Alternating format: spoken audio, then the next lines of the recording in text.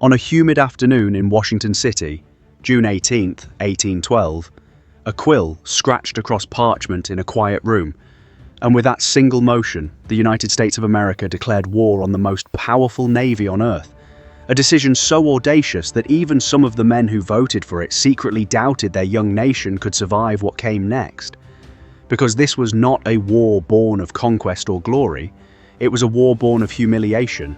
simmering for years on the high seas, where American sailors were dragged from their own ships at gunpoint by British officers who claimed the right to seize any man they suspected of being a deserter from the Royal Navy, a practice called impressment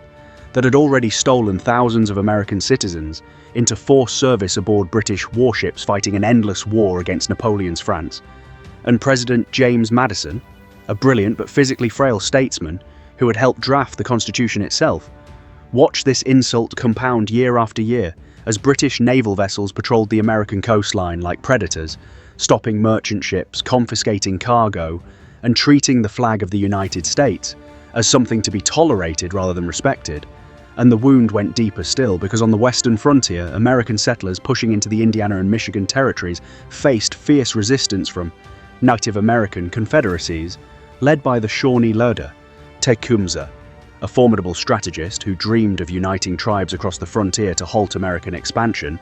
and many in Washington believed, rightly or wrongly, that British agents in Canada were arming and encouraging these resistance fighters, turning the frontier into a smouldering battlefield where settlers lived in genuine fear, and so the grievances braided together, impressment on the Atlantic, and bloodshed on the frontier,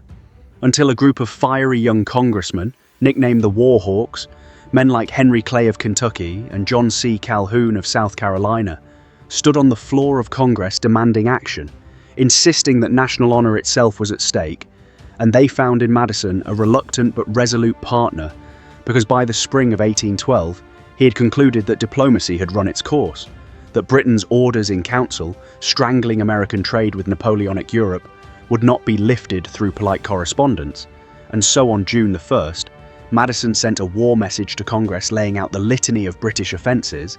and after 17 days of fierce debate that revealed just how divided the country truly was, with New England merchants horrified at the thought of war against their best trading partner, the House voted 79-49 in favour,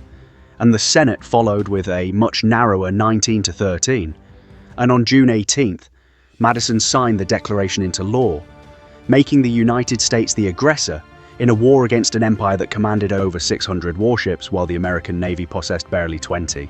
A disparity so staggering that British officials in London reportedly laughed when they heard the news, confident this upstart republic would be crushed within months. And yet what followed was a war stranger and more complicated than anyone predicted, because while American attempts to invade Canada in 1812 collapsed into embarrassing failures, with General William Hull surrendering Detroit without firing a shot, the tiny American Navy delivered shocking blows on the open ocean, as frigates like the USS Constitution, sturdily built from southern live oak and nicknamed Old Ironsides after cannonballs seemed to bounce off her hull, defeated British warships in ship-to-ship duels that stunned naval observers across the Atlantic, proving that American shipbuilding and seamanship could match the Royal Navy on equal terms, and on the Great Lakes, young Commodore Oliver Hazard Perry built a fleet from raw timber in the Pennsylvania wilderness and won a decisive victory at the Battle of Lake Erie in September 1813, reporting to his commanding general with the now famous words, "We have met the enemy, and they are ours," a victory that secured American control of the lake and forced the British to abandon Detroit. And on land, the war produced its own legends and tragedies, as Tecumseh's Confederacy fought alongside British forces until he was killed at the Battle of the Thames in October 1813,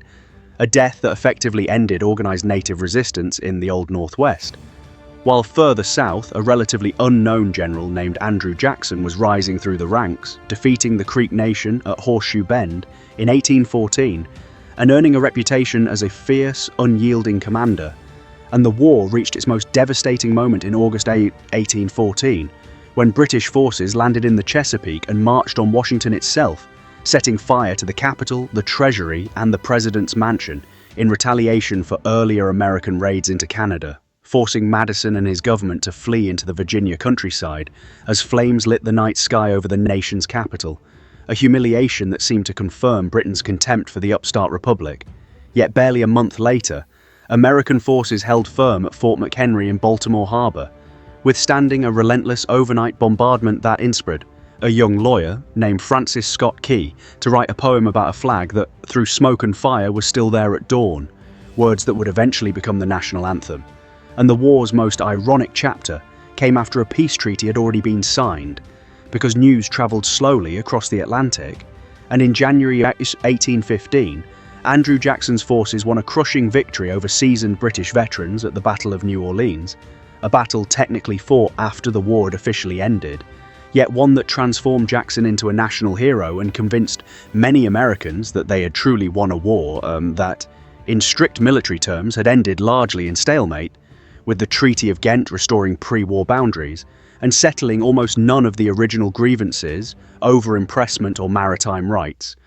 because those issues simply evaporated once Napoleon's wars in Europe wound down and Britain no longer needed to seize American silos. And yet, despite this seemingly inconclusive ending, the consequences rippled forward for generations, forging a stronger sense of American national identity, effectively ending serious talk of secession in New England, crushing native resistance east of the Mississippi, and opening the floodgates of westward expansion, and launching the political careers of men like Andrew Jackson, who would later become president. So when we look back at that quiet signature Madison placed on a piece of parchment on June 18, 1812,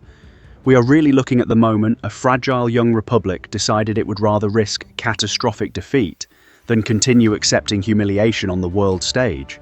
A gamble that nearly destroyed Washington itself, but ultimately hardened the United States into a nation that other powers could no longer dismiss. And perhaps that is the deepest lesson of this often overlooked war, that sometimes a nation's identity is not built in moments of triumph alone, but in the desperate, uncertain struggle to prove that it has the right to exist on its own terms.